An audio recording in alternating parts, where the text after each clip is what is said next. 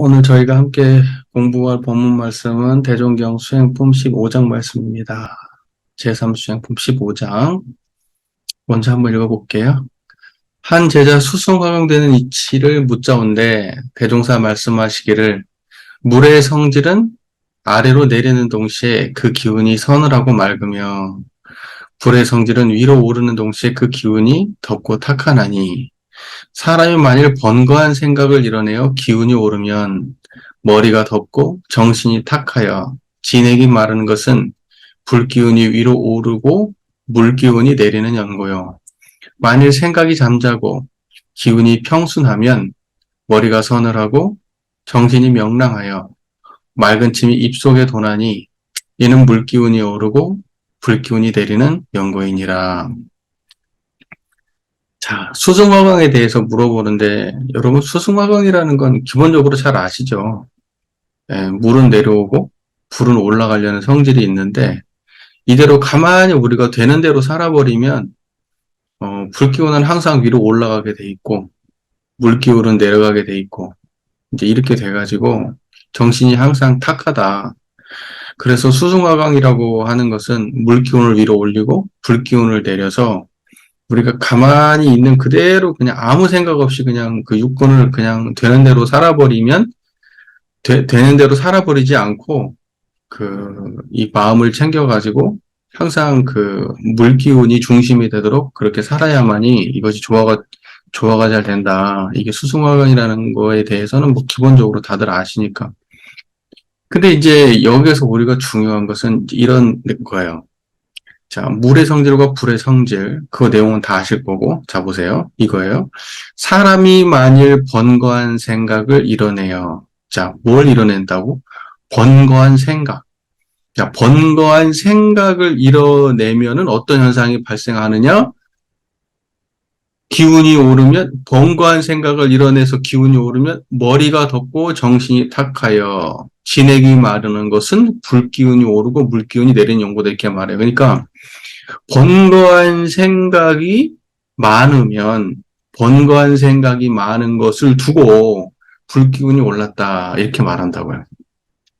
결론적으로 얘기하면 번거한 생각이 많은 것은 불기운이 오른 거야. 그러니까 우리가 물기운과 불기운이라고 이야기를 할 때 물기운, 불기운 그렇게 얘기하니까 어떤 몸의 특수한 어떠한 그 생리적 변화를 생각하기 쉬워요. 생리적 변화. 근데 그게 아니라 생각이 많은 게 불기운이고 생각이 잠잠한 게 물기운이에요. 그러니까는 이것을 오해해서 생각이 오르고 생각이 내린 것을 불기운이 오르고 불기운이 내렸다 이렇게 판단하는 게 아니라 마치 불기운이라는 게 따로 있고 물기운이라는 게 따로 있는 것처럼 생각한다면 상상이에요. 상상이라고. 무슨 말인지 이해가 되시죠? 그때 기운이라고 하는 것, 기가 운행된다고 할 때 그때 기는 뭐냐면 우리 마음의 감정 상태나 생각이나 이런 것들이 다 기예요, 기. 사람들이 기 그러면 어떠한 그 몸에서 움직이는 어떠한 차갑고 뜨거운 이것만을 기라고 생각하는데 물론 그것도 그 기겠지만 의학적으로도 그런 게 기겠지만은 보통 기론을 이야기할 때 기는 예를 들면 화기가 있다 그러면 그 사람 마음이 따뜻한 거야. 냉기가 흐른다. 저 사람은 냉기가 흘러. 그렇게 얘기하면 그 사람 마음이 차가운 거야. 저 사람은 뭔가 그 총기가 있어. 그럼 뭔가 똑똑한 거야. 무슨 말인지 이해가 되시잖아요. 그러니까 우리가 기라고 이야기할 때 대부분의 이야기는 뭐냐면 마음의 수많은 흐름 중에 요러한 모양은 무슨 기라고 얘기하고 요러한 모양은 무슨 기라고 얘기하고 저러한 모양은 무슨 기라고 얘기하는 거예요. 그러니까는 뭐냐면 현상에서 우리가 느껴지는 따뜻하고 차가운 것도 기라고 표현하지만 마음에서 수많은 작용 중에 특정한 모습들을 기라고도 표현하는 거예요. 무슨 말인지 그 말 이해되시죠? 그러니까 이 수승화강의 설명 안에서 기에 대한 설명은 다분히 뭐냐면 생각이 많고 번거한 상태는 화기 이렇게 얘기하는 거예요. 기가 타고 있다. 그리고 수기는 뭐냐면 생각이 쉬고 정신이 맑은 상태.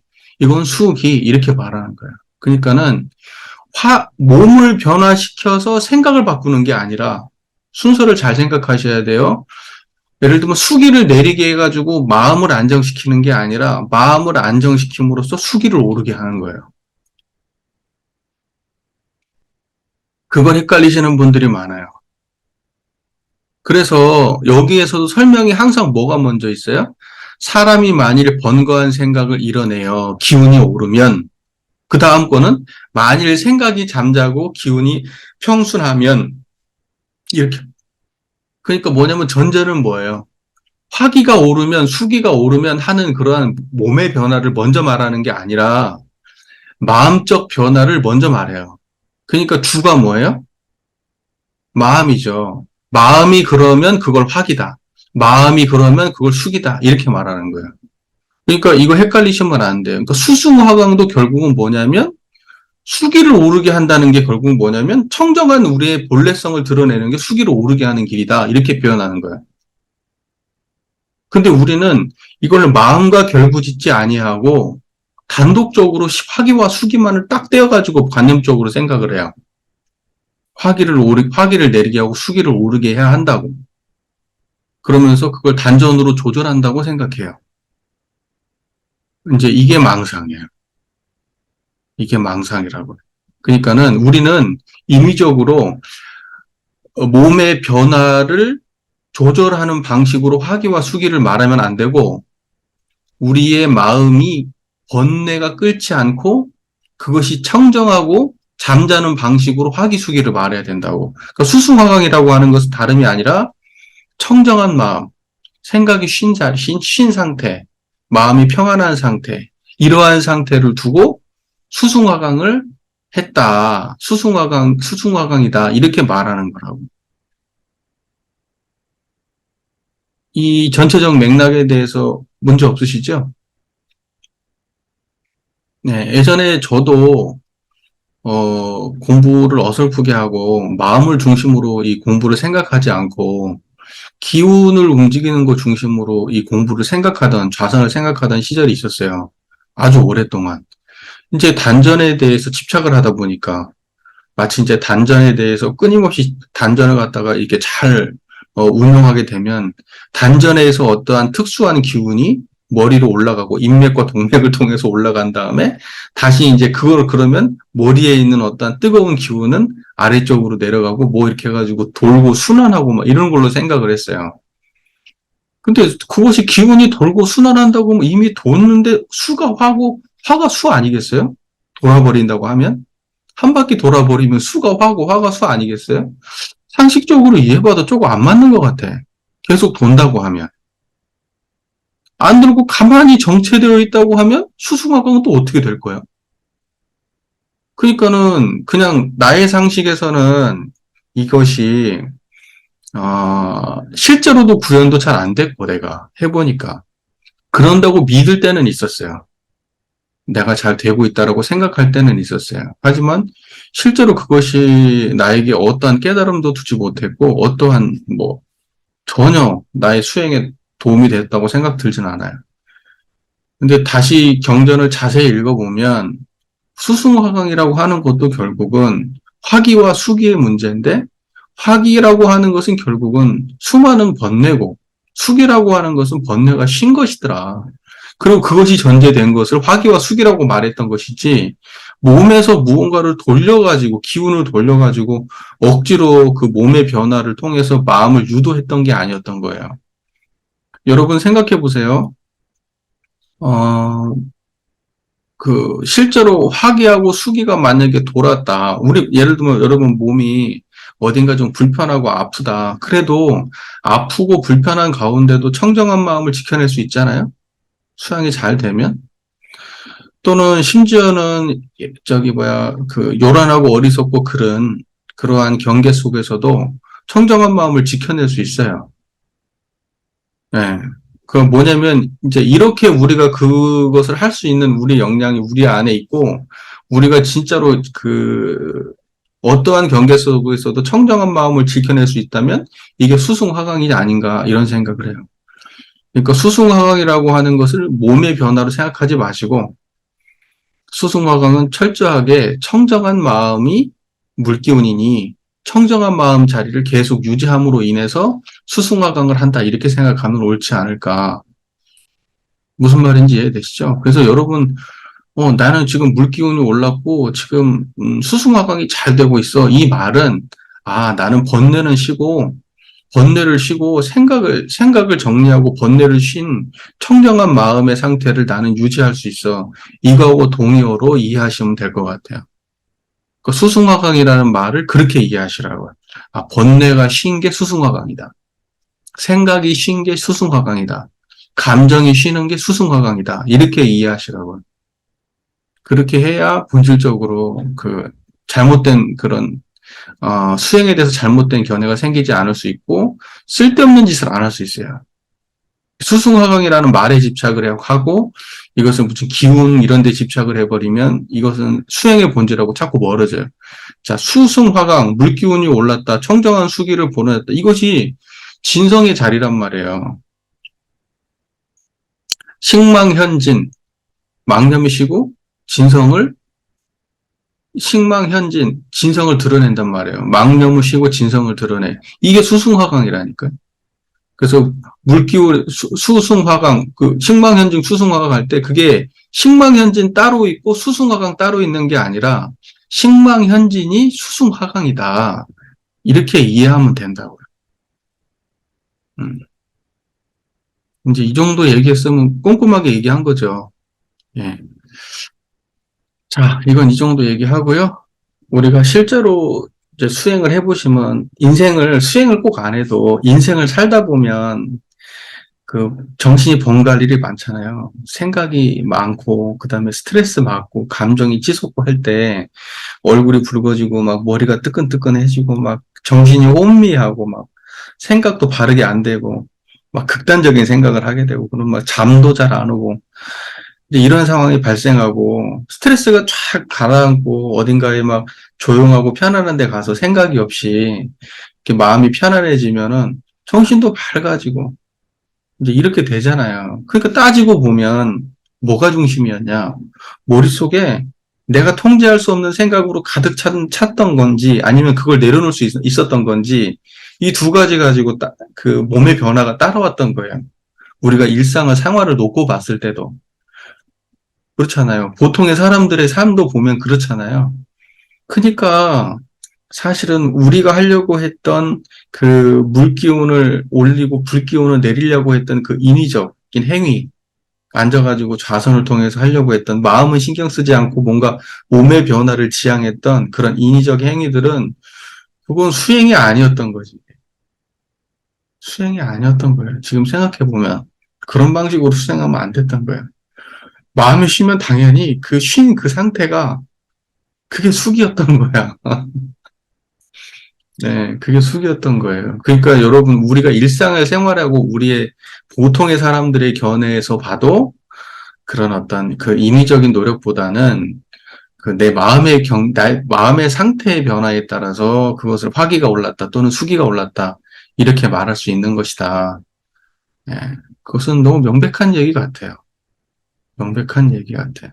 내가 아무리 수화의 기운을 실제로 내가 막 불기운을 내리게 하고 물기운을 오르게 할 수 있는 능력이 있다 하더라도 밖에 나와가지고 누군가하고 대화할 때 짜증나면은